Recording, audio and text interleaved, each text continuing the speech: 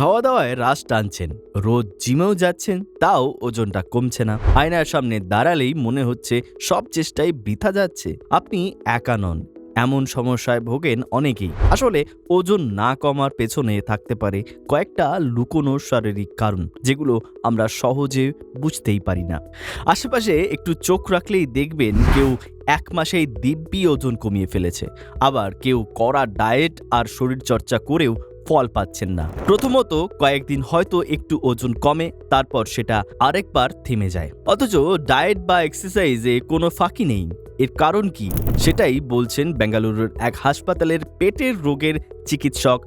চেষ্টা করেও ওজন না কমার পেছনে থাকতে পারে কিছু শারীরিক সমস্যা। প্রথমত হাইপোথাইরয়েডিজম, থাইরয়েডের গন্ডগোল থাকলে শরীরে মেদ জমতেই থাকে। দ্বিতীয়ত পিএমওএস মানে পলিঅ্যান্ড্রোক্রাইন মেটাবলিক ওভারিয়ান সিনড্রোম, এতেও হরমোনের হেরফেরের হয়ে ওজন বাড়তে পারে। এই দুটো সমস্যা থাকলে কি হয় জানেন?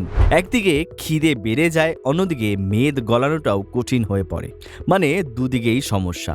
এছাড়াও আরও কিছু কারণ আছে। শরীরের বিপাক হার বা মেটাবলিজম কমে গেলে, ইনসুলিন রেজিস্ট্যান্স তৈরি হলে, মানে ইনসুলিন ঠিকমতো কাজ না করলে, পর্যাপ্ত ঘুম না হলে, আর মানসিক চাপ বেড়ে গেলে, এই সব কটা কারণেই ওজন কমা আটকে যেতে পারে। তাহলে উপায়, জীবনযাপনে একটু বদল আনুন, স্বাস্থ্যকর খাবার খান, নিয়মিত শরীরচর্চা করুন, এতে অনেকটাই সমস্যা কমে আসবে। কিন্তু যদি সত্যি কোনো শারীরিক অসুস্থতা থাকে, তাহলে সেটার চিকিৎসা করানোই জরুরি। শুধু ডায়েট বা এক্সারসাইজ দিয়ে কাজ হবে না। আজকাল ওজন কমানোর জন্য বেশ কিছু পদ্ধতি জনপ্রিয় হয়ে উঠছে, যেমন এন্ডোস্কোপিক স্লিভ গ্যাস্ট্রোপ্লাস্টি বা ইএসজি।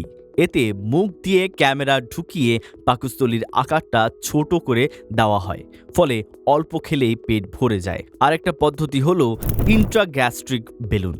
এখানেও পাকস্থলীতে অনেকটা বেলুন ঢুকিয়ে খাবার খাওয়ার পরিমাণ কমানো হয়। তবে এই পদ্ধতিগুলো মূলত তাদের জন্যই কার্যকর যাদের ওজন খুব বেশি। তো এই ছিল ওজন না কমার আসল কারণ আর তার সমাধান।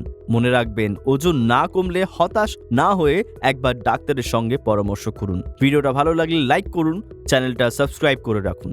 দেখা হবে পরের ভিডিওতে।